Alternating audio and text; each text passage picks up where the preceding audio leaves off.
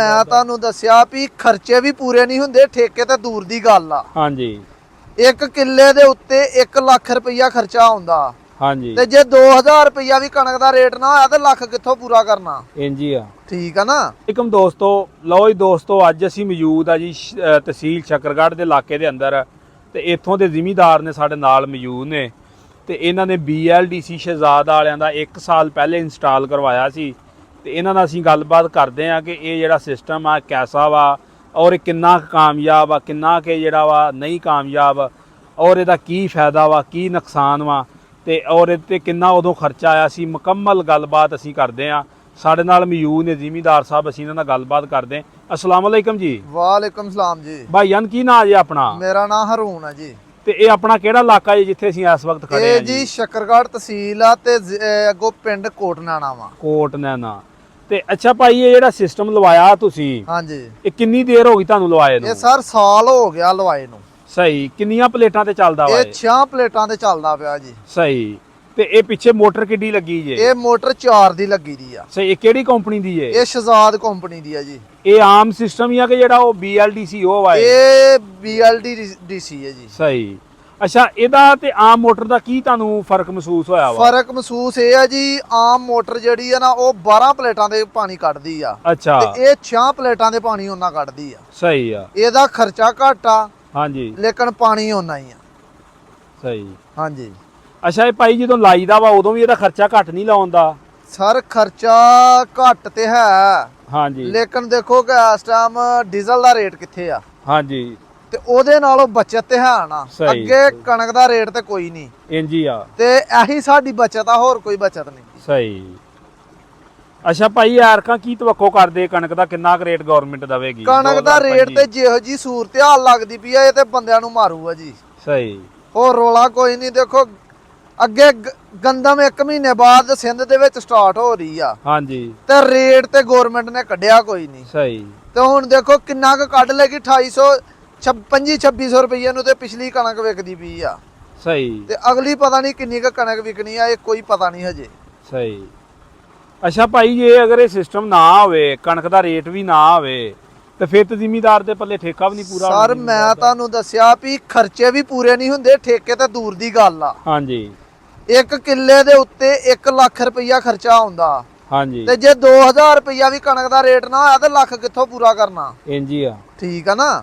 ਹਾਂਜੀ। ਤੇ ਇਹ ਅਗਰ ਨਾ ਹੋਵੇ ਤਾਂ ਸਾਨੂੰ ਡੀਜ਼ਲ ਹੀ ਲੈ ਕੇ ਬਹਿ ਜੇ। 300 ਰੁਪਏ ਲੀਟਰ ਤੇ ਡੀਜ਼ਲ ਵਿਕਦਾ ਪਿਆ। ਇੰਜ ਹੀ ਆ।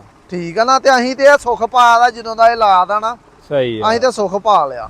ਯਾਨੀ ਕਿ ਇੱਕ ਕਿੰਨੀ ਦੇਰ ਕਿੰਨੀ ਹੋ ਗਈ ਤੁਹਾਨੂੰ ਲਾਏ ਨੂੰ? ਇਹ ਪੂਰਾ 1 ਸਾਲ ਹੋ ਗਿਆ। ਮੂੰਜੀ ਦੀ ਫਸਲ ਇਹਦੇ ਨਾਲ ਪਾਲੀ ਹੈ ਤੇ ਕਣਕ ਦੀ ਫਸਲ ਇਹਦੇ ਨਾਲ ਪਾਲੀ। ਸਹੀ। ਇਹਦੇ ਤੇ ਕਿੰਨਾ ਰਕਬਾ ਵਾ ਇਸ ਮੋਟਰ ਤੇ ਜਿਹੜਾ ਚੱਲ ਰਿਹਾ? ਇਸ ਮੋਟਰ ਦੇ ਉੱਤੇ 15 ਤੋਂ 20 ਏਕੜ ਪਾਣੀ ਭਰਦੀ ਪਈ ਹੈ ਜੀ ਇੱਕ ਹੀ। ਸਹੀ। ਹਾਂਜੀ। ਤੇ ਇਹ ਦਿਹਾੜੀ ਵਿੱਚ ਕਿੰਨਾ ਸੇਕਾ ਕਰ ਜਾਂਦੀ ਤੁਹਾਡੀ? ਇਹ ਦਿਹਾੜੀ ਦੇ ਵਿੱਚ ਮੂੰਜੀ ਲੱਗੀ ਦੀ ਹੋਵੇ ਤਾਂ 2-2.5 ਕਿੱਲੇ 3 ਕਿੱਲੇ ਤੱਕ ਵੀ ਪਾਣੀ ਭਰਦੀ ਆ। ਸਹੀ ਆ। ਤੇ ਜੇ ਅਗਰ ਹੁਣ ਇਸ ਟਾਈਮ ਮੌਜੂਦਾ ਸੂਰਤ ਹਾਲ 7-8 ਘੰਟੇ ਧੁੱਪ ਆ ਤੇ 2-2.5 ਕਿੱਲੇ ਪਾਣੀ ਫੇਰ ਵੀ ਭਰਦੀ ਪਈ। ਕਣਕ 2-2.5 ਕਿੱਲੇ 2-2.5 ਕਿੱਲੇ ਰੋਜ਼ਾਨਾ ਪਾਣੀ ਭਰਦੀ ਪਈ ਆ। ਅੱਛਾ ਭਾਈ, ਇਹ ਸਿਸਟਮ ਲਾਉਣ ਦੇ ਨਾਲ ਕੋਈ ਐਵਰੇਜ ਤੇ ਫਰਕ ਪਿਆ ਤੁਹਾਡੀ ਤੇ ਕਿ ਨਹੀਂ?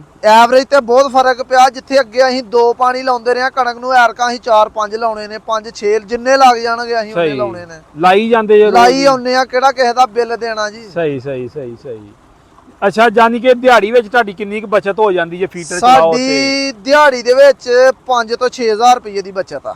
ਯਾਨੀ ਕਿ ਦਿਹਾੜੀ ਤੋਂ 5-6 ਹਜ਼ਾਰ ਦੀ ਬਚਤ ਆ। ਦਿਹਾੜੀ 'ਚ 5-6 ਹਜ਼ਾਰ ਦੀ ਬਚਤ ਆ। ਅੱਛਾ ਭਾਈ, ਇੱਕ ਮੋਟਾ ਜਿਹਾ ਆਪਾਂ ਹਿਸਾਬ ਲਾਈਏ, ਇੱਕ ਦਿਨ ਦਾ ਅਗਰ 5000 ਰੁਪਇਆ ਵੀ ਬਚੇ ਤੇ ਮਹੀਨੇ ਦੇ ਕਿੰਨੇ ਪੈਸੇ ਬਣਦੇ ਆ? 1.5 ਲੱਖ ਰੁਪਈਆ ਜੀ। ਯਾਨੀ ਕਿ ਮਹੀਨੇ ਦਾ 1.5 ਲੱਖ ਰੁਪਇਆ ਬਚਾ ਜਾਂਦੀ ਆ। ਬਚਾ ਜਾਂਦੀ ਹੈ ਜੀ। ਤੇ ਅੱਛਾ, ਇਹ ਜਦੋਂ ਤੁਸੀਂ ਲਵਾਇਆ ਸੀ ਤੁਹਾਡੀ ਕਿੰਨੀ ਲਾਗਤ ਆਈ ਸੀ ਇਹਦੇ ਉੱਤੇ? ਸਾਡੀ ਇਹਦੇ ਤੇ 2.5 ਲੱਖ ਰੁਪਈਆ ਲਾਗਤ ਆਈ ਸੀ। ਫਿਰ ਯਾਨੀ ਕਿ ਤੁਸੀਂ ਸਮਝਦੇ ਵੀ ਤੁਹਾਡਾ ਮੁੱਲ 2 ਮਹੀਨਿਆਂ ਚ ਮੋੜ ਜੇਗੀ? ਸਾਡਾ ਇੱਕੋ ਫਸਲ ਤੇ ਮੁੱਲ ਜਿਹੜਾ ਨਾ ਮੋੜ ਦਿੰਦੀ ਹੈ। ਨਹੀਂ, ਜੇ ਜਿੰਨੇ ਚ ਤੁਹਾਡਾ ਸਿਸਟਮ ਲੱਗਾ ਸੀ ਹਾਂਜੀ, ਉਸ ਹਿਸਾਬ ਨਾਲ ਮੂੰਜੀ ਦੇ ਦਿਨਾਂ ਚ ਵੀ 5000 ਰੁਪਇਆ ਡੇਲੀ ਬਚਾ ਡੇਲੀ ਬਚਾ ਰਹੀ ਤੇ 2 ਮਹੀਨੇ ਦਾ 1.5 ਲੱਖ ਤੇ 2 ਮਹੀਨੇ ਦਾ 3 ਲੱਖ 2 ਮਹੀਨੇ ਚ 2 ਮਹੀਨਿਆਂ 'ਚ ਕੰਮ ਜਿਹੜਾ ਨਾ ਯਸ ਹੋ ਜਾਂਦਾ ਜੀ। ਆਪਣੇ ਪੈਸੇ ਪੂਰੇ ਕਰ ਜਾਂਦੀ ਆ। ਸਹੀ ਆ। ਤੇ ਯਾਨੀ ਕਿ ਜਿਹੜਾ ਪੰਪ ਲੱਗਾ ਤੁਹਾਡਾ, ਇਹਦੇ ਬਾਰੇ ਤੁਹਾਡਾ ਕੀ ਫੀਡਬੈਕ ਆ? ਜਿਹੜਾ BLDC ਆ ਸਪੈਸ਼ਲ ਸ਼ਹਿਜ਼ਾਦ ਵਾਲਿਆਂ ਦਾ। ਹਾਂਜੀ, ਇਹ ਬਹੁਤ ਅੱਛਾ ਪੰਪ ਆ। ਹਾਂਜੀ। ਤੇ ਜਿਹੜਾ ਆਮ ਦੂਸਰੀਆਂ ਮੋਟਰਾਂ ਨਾਲੋਂ ਇਹਦਾ ਇਹ ਫੰਕਸ਼ਨ ਜ਼ਿਆਦਾ ਕਿ ਕਮ ਖਰਚੇ ਦੇ ਉੱਤੇ ਜ਼ਿਆਦਾ ਪਾਣੀ ਕੱਢਦਾ ਪਿਆ। ਅੱਛਾ ਭਾਈ, ਇਹਦੇ ਵਾਸਤੇ ਪਾਣੀ ਦਾ ਲੈਵਲ ਕਿੰਨਾ ਹੋਣਾ ਚਾਹੀਦਾ ਵਾ? ਇਹ 20 ਤੋਂ 25 ਜਿਹੜਾ ਨਾ ਉਹਦੇ ਤੇ ਆਸਾਨੀ ਨਾਲ ਇਹ ਪਾਣੀ ਚੁੱਕ ਜਾਂਦਾ। ਯਾਨੀ ਕਿ 20 ਤੋਂ 25, ਉਹਦੀ ਕੰਪਨੀ ਆਂਦੀ 40 ਹੋਵੇ 10 ਫੁੱਟ ਦਾ ਟੋਇਆ ਮਾਰ ਲਓ। ਟੋਇਆ ਮਾਰ ਲਓ। ਸਹੀ। ਯਾਨੀ ਕਿ ਤੁਹਾਡੇ ਇਲਾਕੇ ਵਾਸਤੇ ਕਾਮਯਾਬ ਆ। ਕਾਮਯਾਬ ਆ, ਬਹੁਤ ਕਾਮਯਾਬ ਆ। ਸਹੀ।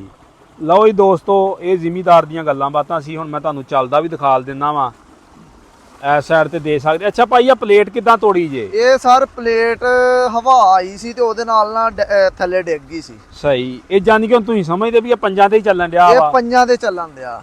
ਸਹੀ ਸਹੀ। ਤੇ ਕਿੰਨਾ ਰਕਬਾ ਕਿੰਨਾ ਵਾ ਇਸ ਸੈੱਟ ਤੇ ਤੁਹਾਡਾ? ਇਹ ਸੈੱਟ ਤੇ 20 ਕਿਲੇ ਰਕਬਾ ਜੀ। ਤੇ ਇਹਦੇ ਵਿੱਚ ਤੁਹਾਨੂੰ ਫੀਟਰ ਵਗੈਰਾ ਵੀ ਚਲਾਉਣਾ ਪੈਂਦਾ ਵਾ? ਨਹੀਂ ਜੀ, ਅਸੀਂ ਤੇ ਜਿੱਦਾਂ ਦਾ ਇਹਨੂੰ ਲਾਇਆ ਨਾ, ਅਸੀਂ ਤੇ ਫੀਟਰ ਨੂੰ ਗੇੜਾ ਵੀ ਨਹੀਂ ਲਾ ਕੇ ਵੇਖਿਆ। ਸਹੀ ਸਹੀ ਸਹੀ। ਲਓ ਜੀ, ਬਾਕੀ ਦੋਸਤੋ ਤੁਹਾਨੂੰ ਮੈਂ ਨਜ਼ਦੀਕ ਤੋਂ ਜਾ ਕੇ ਚੈੱਕ ਕਰਵਾ ਦਿੰਦਾ ਵਾਂ। ਔਰ 1 ਸਾਲ ਹੋ ਗਿਆ ਇਹਨੂੰ ਲੱਗੇ ਇਹਨੂੰ। ਆ ਦੇਖ ਸਕਦੇ ਤੁਸੀਂ 1 ਸਾਲ ਤੋਂ ਭਾਈ ਇਹ ਚੱਲਣ ਡਿਆ ਜੇ।